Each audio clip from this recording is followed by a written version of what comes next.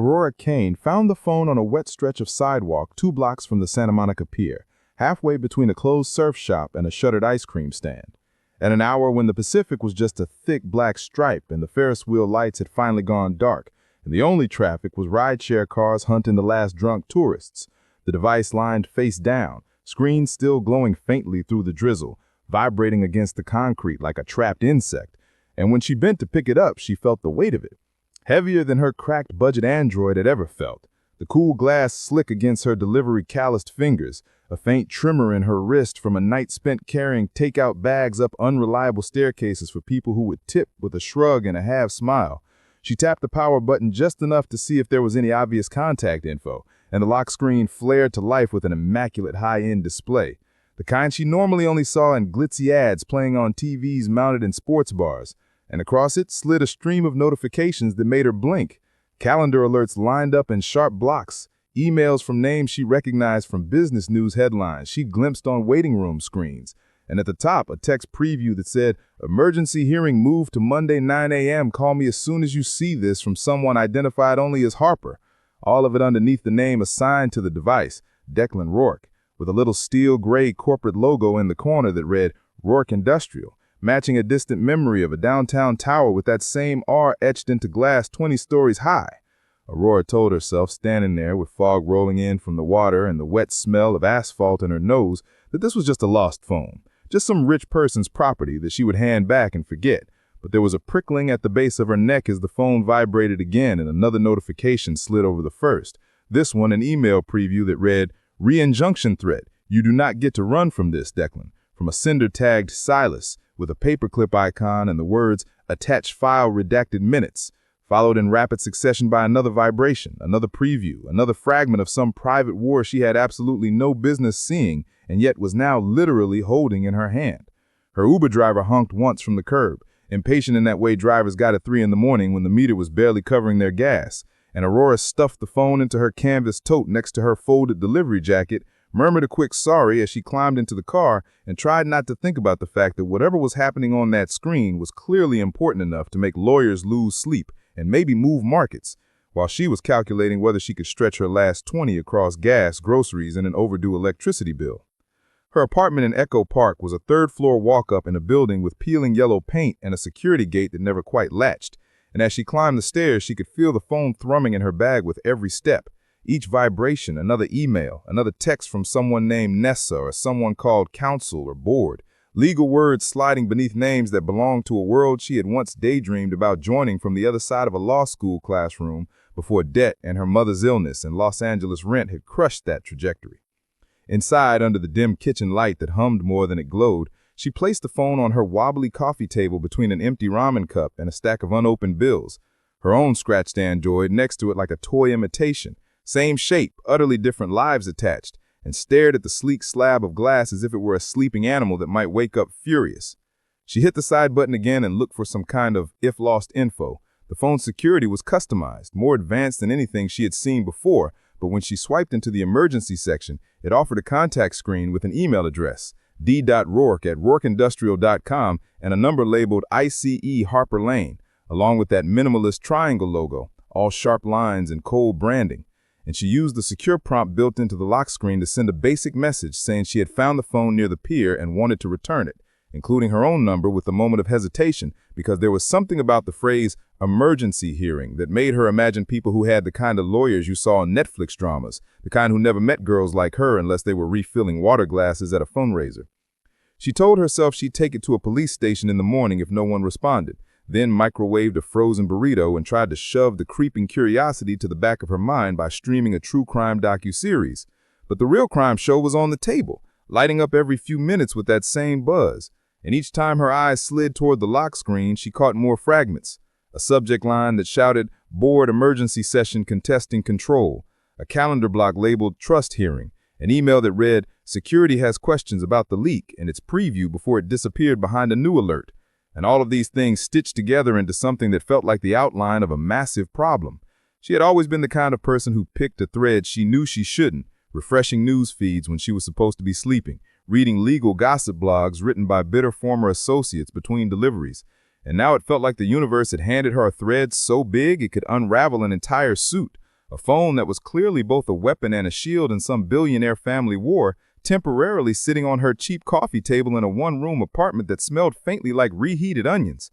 By the time her own phone finally buzzed with a text from an unknown number saying, "This is Harper Lane. I believe you have Mr. Roark's phone. Can you talk?" The sky outside the thin curtains had lightened into that pale, exhausted blue that meant the city was about to shift from drunk to hungover, and Aurora's nerves were wound tight enough that she answered on the first ring when Harper called, pressing her own phone to her ear while eyeing the other device like it might try to interrupt. On the call, Harper sounded tired in a polished way, her voice a steady professional current with a tight cord of urgency running beneath it, thanking Aurora for reaching out but moving quickly into questions about when exactly she'd found the phone, whether anyone else had had access to it, whether she had tried to unlock it or connect it to another device, whether she had anything in her home that could automatically back up connected phones. Aurora felt an uncomfortable mix of being useful and being interrogated, like a witness on the stand in one of those courtroom series she loved, and said she had only seen the previews on the lock screen because the notifications wouldn't stop, but hadn't opened anything, hadn't tried any passwords, hadn't stuck it into a laptop, had just kept it in her bag while she dragged her tired body home. Harper suggested meeting in a public place near the downtown courthouse, since, according to her, Declan had to be there for a hearing that same morning and would need the phone for personal security protocols and legal coordination. So they settled on a cafe called Marble and Steam, directly opposite the courthouse steps, a place Aurora had passed once while delivering overpriced coffee to a firm upstairs in the same building, remembering only the sleek blur of marble counters, brass fixtures, and too many people in suits at 8 in the morning.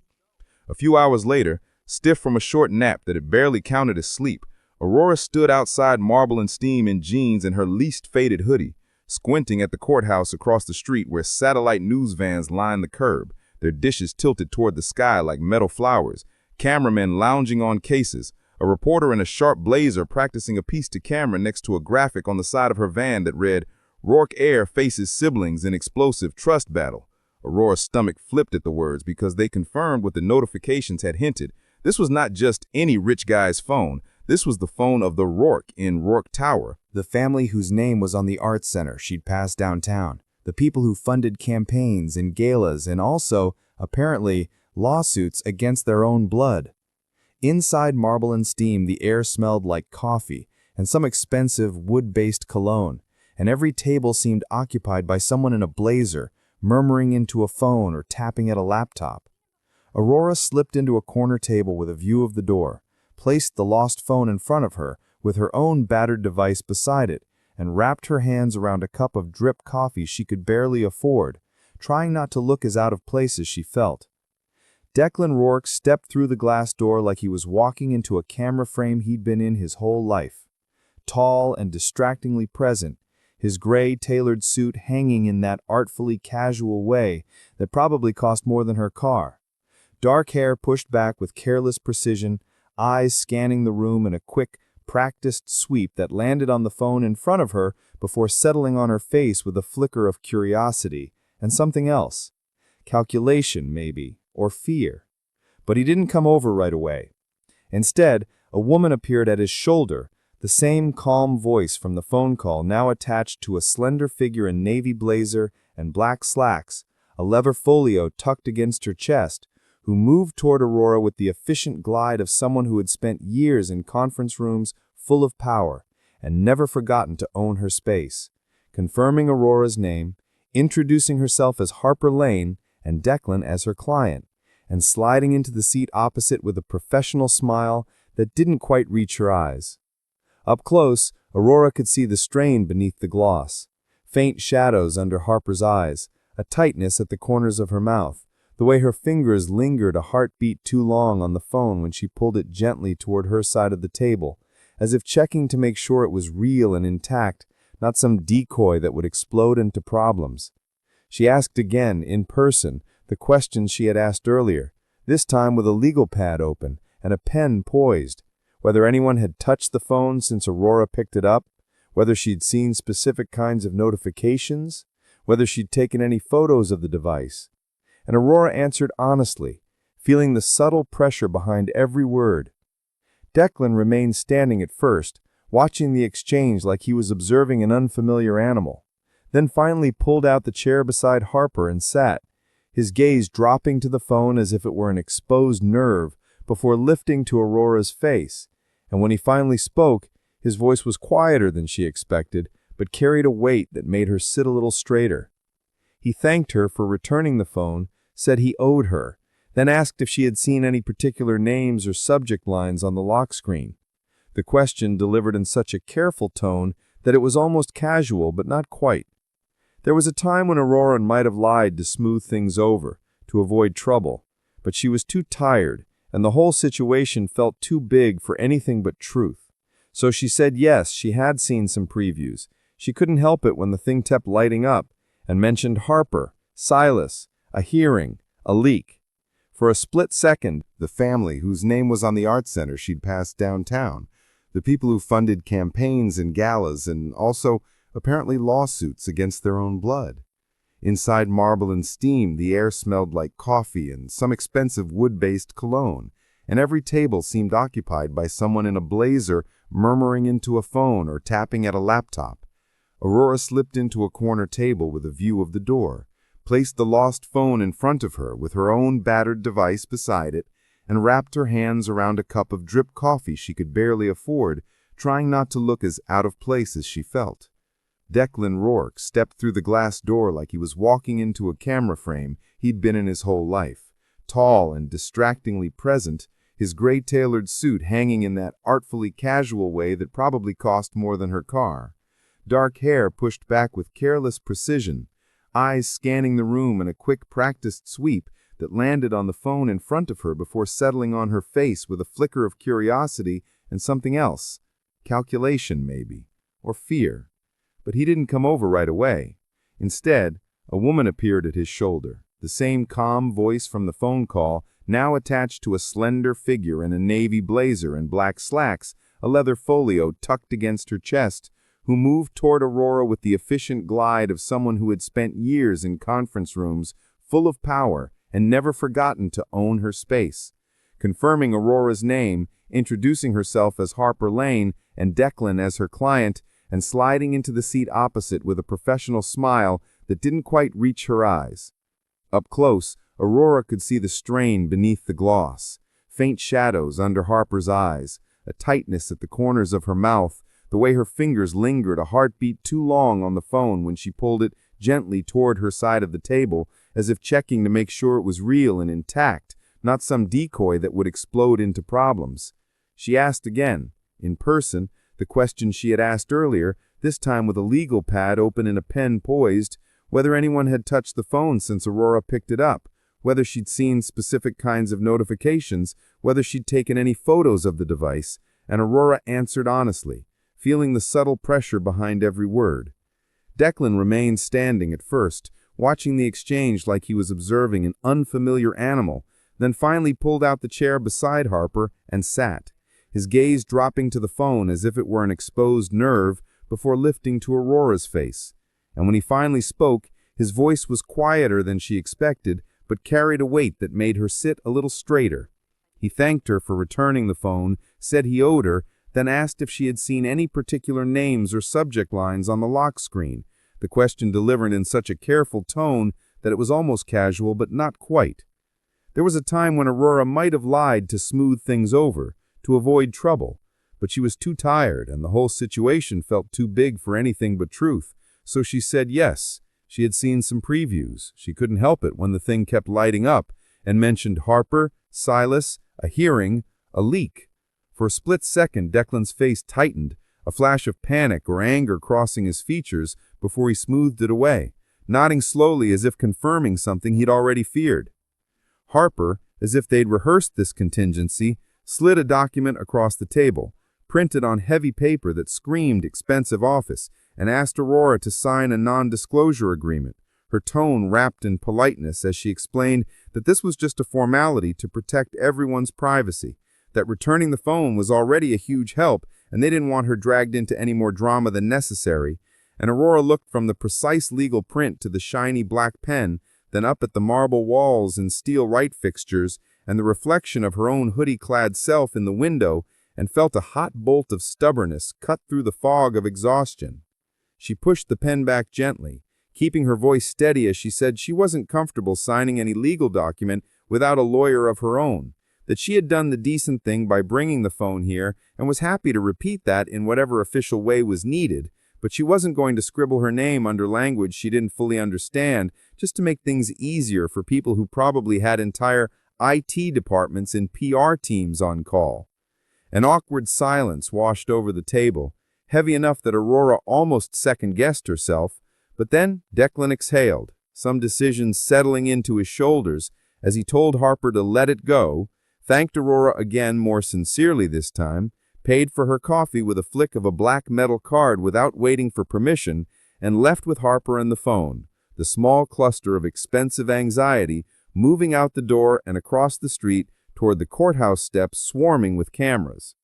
She watched them through the window for a moment, the way the media lenses pivoted toward him, the way security hovered near his elbows, the way he seemed both at home and deeply uncomfortable in the spotlight, then drained her coffee and told herself that it was over, that the strange detour into someone else's life had lasted less than a day and would soon collapse into a funny anecdote about the time she accidentally almost signed a billionaire's NDA.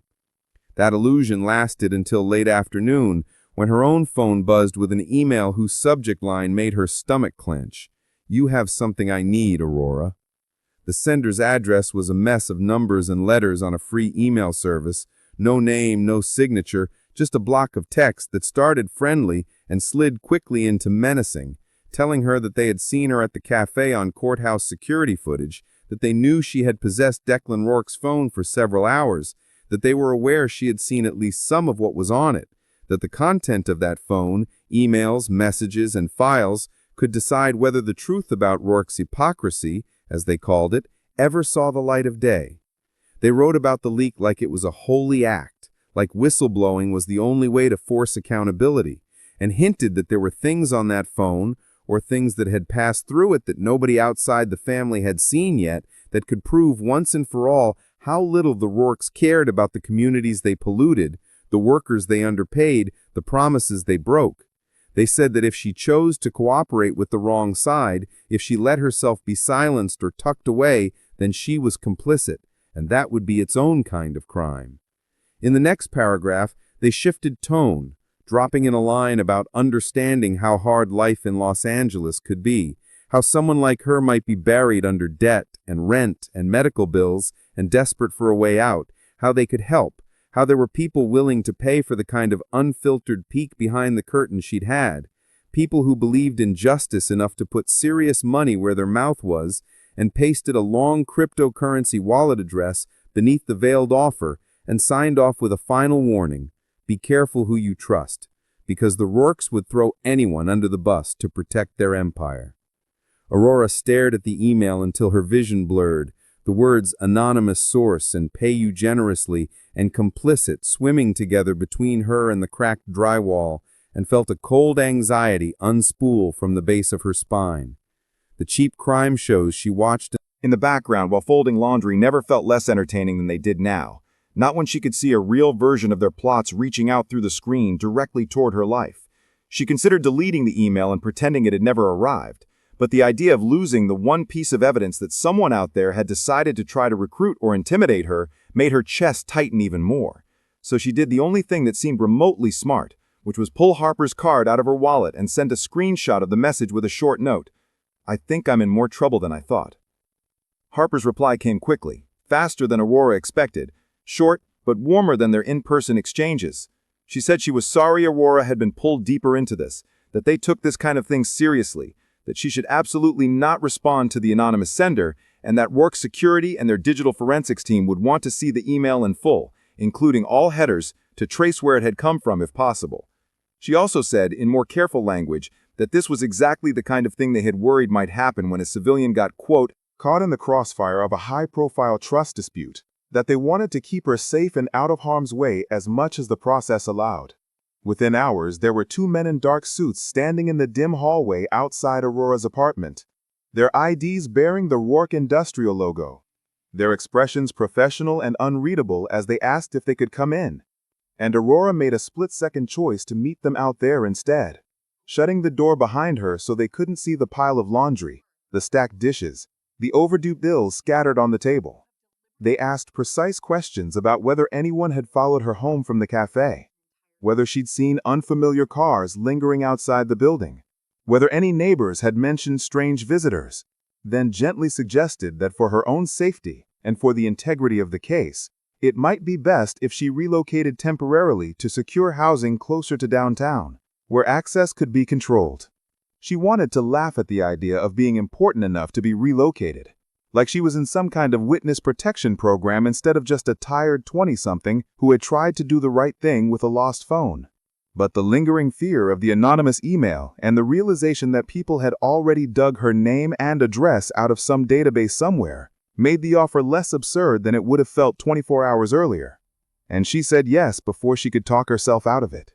The safe apartment Roark Industrial placed her in was in West Hollywood, in a building with gleaming elevators and a lobby where the security desk was staffed by a man in a blazer who recognized her name before she said it. The unit itself was small but immaculate, all clean white walls and soft gray furniture, a compact balcony overlooking a row of palms and a strip of distant hills glittering with expensive houses. The kitchen stocked with groceries she hadn't paid for. The bathroom lined with fluffy towels that didn't have someone else's hair trapped in the fibers. In one corner of the living room was a simple desk with a brand new laptop and a slim phone, both pre-configured, Harper explained, for secure contact with the legal team, their digital traffic monitored for signs of intrusion. Aurora sat in the ergonomic chair, spinning once just to feel something like control, and wondered when exactly her life had tilted from double-shift exhaustion into corporate intrigue and personal security protocols. Her independent attorney, the one Harper had agreed she needed, arrived the next day, a man in his 40s named Malik Jefferson who wore a rumpled suit and carried a beaten-up leather briefcase, his eyes kind but sharp even behind the fatigue. He asked her to walk him through everything from the night at the pier to the moment she sat down across from him, interrupting with the kind of questions that made it clear he wasn't just confirming her story, but testing its weak points, anticipating where other lawyers would poke. Malik explained that in a case like this, with allegations of leaks and tampering already swirling, any gap in the chain of custody for a device like Declan's phone was going to be attacked from multiple sides. That Aurora represented such a gap whether she wanted to or not, and that meant both camps would want to shape her into a piece they could aim at the other, either as the perfect Good Samaritan whose presence proved nothing shady had happened, or as the unknown variable who could be blamed for any irregularities no one wanted to own. His job, he said, was to make sure she didn't get flattened into either story against her will, and as they sat together at that sleek little desk in the safe apartment, walls humming faintly with the distant noise of the city, Aurora realized that whatever illusions she'd had about playing a minor role were gone. She was on the board now, whether she liked it or not. Days blurred into a strange rhythm of early morning rides to the courthouse, hours in bland conference rooms with bad coffee and stacks of paper, brief but intense prep sessions with Harper and Malik, where they walked her through potential questions, and nights alone in the safe apartment where the only sounds were the soft whir of the fridge and the buzz of her burner phone when one of the legal teams needed her for something. She watched, from a front row she'd never asked for, as Declan and his siblings were paraded in and out of courtrooms, cameras flashing like tiny lightning storms, protesters' chants echoing off the stone steps outside whenever a new development hit the news. Inside those rooms she saw more than headlines could ever convey. She saw the way Declan's jaw clenched when opposing counsel accused him of orchestrating the leak, the way his hand trembled slightly when he picked up a glass of water during particularly brutal questioning, and the way he stared straight ahead while audio from the leaked board meeting was played. His half-brother's voice rolled out to a public that had never been intended to hear it, saying callous things about regulations and acceptable losses. She saw the way Silas's face flushed red as that same audio played, the way he glared at his own lawyers when they tried to spin those words as taken out of context, and the way Nessa pressed her lips together in a tight line that could have been anger or shame, or both. She watched their father's legacy get recast and re-argued in every filing and every televised analysis, one channel framing the Roarks as a necessary evil in a complicated global economy, another presenting them as cartoon villains finally being forced to reckon with decades of damage, and knew that the real story, as always, was messier and more human and far less satisfying than the narratives being packaged for mass consumption. When Aurora finally sat for a formal deposition in front of both camps' attorneys, with a court reporter's fingers clacking away at a little machine, and the bland hotel painting on the wall behind them, she felt like she'd stepped into one of the Netflix shows she used to binge, except there was no pause button, no chance to walk away and make popcorn. She wore the nicest clothes she owned that weren't delivery uniforms, a plain black dress and a cardigan, and answered questions for hours as Harper's team and Caldwell's team took turns, each trying to tug her version of events a few inches closer to their preferred angle. Harper's questions were careful and precise, reinforcing the idea that she had acted responsibly, that she had never attempted to access the phone beyond what the lock screen showed, that she had immediately reached out, that she had forwarded the anonymous email to them instead of responding. While Caldwell's questions were sharp and insinuating, picking at the gap of time between the pier and the cafe, suggesting that someone in Aurora's position, overworked, underpaid, struggling, might have been tempted by the lure of easy money or ideological righteousness, might have slipped something off that phone or onto it in those unmonitored hours. Aurora, bolstered by Malik's steady presence at her side and the memory of every delivery shift where she had to repeat her address to customer service agents who treated her like she was lying, kept her answers as simple and unadorned as possible, refusing to let her stress or anger give Caldwell the outburst she seemed to be scrounging for. She described the rain on the pavement, the Uber ride, the humming kitchen light, the flicker of notification after notification, her decision not to sign the NDA, the anonymous email, the move to the safe apartment, each detail anchoring her story in the mundane reality she refused to let them twist into something grander or uglier. When she finally left that conference room, throat sore and head pounding, Aurora found Declan standing in the hallway near a vending machine, tie loosened, eyes shadowed, looking less like a billionaire heir and more like someone who'd been stuck in the world's longest job interview. He gave her a strained half-smile and said that she had done well in there, that Caldwell had looked ready to bite her own pen in half, and for a moment they were just two exhausted people in a hallway, both pinned under expectations set by people they'd never meet. Later, on the balcony of the safe apartment, with the city lights blinking below and the crisp night air finally cutting through the haze in her head, Aurora replayed that encounter and wondered when exactly she had started caring whether a man like Declan thought she had done well. When she had started noticing that his rehearsed public statements sounded different from the offhand things he said quietly between meetings. And when she had started seeing his wealth less as some abstract evil and more as a complicated responsibility he sometimes seemed ill-equipped to carry. But every time her mind drifted that way, toward empathy, another anonymous message would hit her burner phone or her secure email. A veiled threat, a piece of activist propaganda, a hint that someone still believed she could be convinced to leak, to testify differently, to pick a side more fervently. And the cold reminder of how precarious her position still was snapped her back into focus. The crucial hearing came on a hot, hazy morning when the air over downtown shimmered above concrete, and the courthouse was. Aurora found the courtroom ringed not just by media vans, but by protesters on both sides of the issue. Environmental activists with signs depicting factories belching skull-shaped clouds, and union workers with banners demanding job security, their chants clashing and mingling into a chaotic soundtrack as Aurora slipped through a side entrance flanked by security.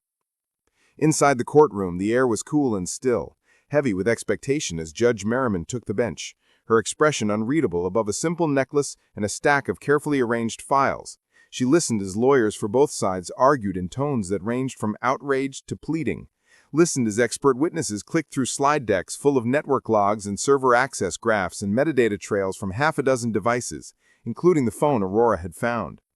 Aurora herself was called to the stand again, this time in full view of the gallery and the assembled press, and as she raised her right hand and swore to tell the truth, she felt her pulse pounding in her teeth. The questions were by now familiar, but the stakes felt bigger, the room larger and more echoing, the silence that followed each of her answers more oppressive. She spoke anyway, voice shaking at first and then steadying, told the story she had already told a dozen times in smaller rooms, reminded herself with every sentence that all she could control was her own honesty, that she did not need to carry anyone else's secrets or spin. When she stepped down at last and returned to her seat near Malik, her legs trembled, but there was a strange lightness in her chest, like she had finally put something down that wasn't hers to hold. In the end, after a recess that stretched long enough to make everyone restless and cranky, Judge Merriman returned and delivered a ruling that no one outside the legal world would find cinematic, but that would shape the Roark empire for years. She declined to strip Declan of all control or grant him full power, instead ordering a temporary shared structure in which certain environmental and social commitments written into the trust would be overseen by a subcommittee where his vote had added weight, while broader operational decisions remained in the hands of a more traditional board that included allies of Silas and Nessa. She acknowledged the leaked audio as troubling, but limited its use as evidence of a fiduciary breach due to questions around its acquisition and the potential chilling effect of punishing internal exposure of misconduct. And in a particularly pointed section of her written opinion, she noted that attempts to paint the civilian witness who had briefly held the key device as a saboteur or conspirator were not supported by credible evidence and appeared more like strategic scapegoating than anything grounded in fact. Reading that last piece later, alone at the safe apartment's tiny dining room table with a court PDF glowing on her laptop screen, Aurora felt a wave of emotion roll over her so strong it made her grip the edge of the table until her knuckles whitened. She wasn't naive enough to think that a judge's paragraph wiped away all risk or all stories whispered about her in legal back channels, but it felt like a line had been drawn in the record, something permanent and official that said, in the dry language of law, that she was not the villain in this narrative. In the weeks that followed, as media attention drifted to the next scandal and the crowds outside the courthouse thinned, Aurora quietly moved back to her Echo Park apartment with a small cushion in her bank account from the consulting arrangement and a part-time clerical job offer from a non-profit legal clinic Harper had connected her with, one funded in part by the Roark Foundation but stubbornly independent in its work. She picked up fewer food delivery shifts and spent more hours in a cramped office helping people fill out forms to fight evictions and appeal benefits denials, discovering that the skills she'd accidentally honed answering lawyers' questions had surprising value when she was the one making anxious folks feel less like they were drowning. Late one night, sitting at her thrifted coffee table with her old laptop humming in front of her, she opened a blank document and began to type out, in her own words, the story of the lost phone and everything that had followed. Not as a legal statement or a news article, but as something more personal, a record that belonged to her. She wrote about the way her heart had pounded when she saw the first emergency notification, about the smell of wet asphalt under the pier lights, about the way Declan had looked when he realized she'd seen his lock screen, about the precise, almost bored cruelty in Caldwell's sharper questions, about the anonymous emails and the safe house and the balcony view that wasn't hers to keep, about the strange intimacy of watching a billionaire family tear itself apart over values and money, while still worrying whether her landlord would raise the rent again. As the words spilled out, Aurora felt the tension she'd been carrying for months unwind in slow, careful loops. She didn't know yet what she would do with this story, whether anyone beyond a handful of friends would ever read it, whether she would send it to a blog or an op-ed editor, or tuck it into a folder she only opened on bad nights. But she knew that telling it this way, on her own terms, made her feel more like herself again, less like a pawn on someone else's board, and more like a player charting her own next move. Outside, in towers of glass and steel, the Roark siblings continued their slow, grinding war, not just in courtrooms, but in board meetings and investor calls and PR strategies, arguing over what their empire would stand for and who would get to decide, their lives still haunted by the digital ghosts of leaked audio and contested phones. But in a small, imperfect apartment with thin walls and a half-broken stove, the woman who had once been accidentally swept into the middle of their storm closed her laptop, stretched her aching hands, and felt, for the first time in a long time, like the center of her own story again.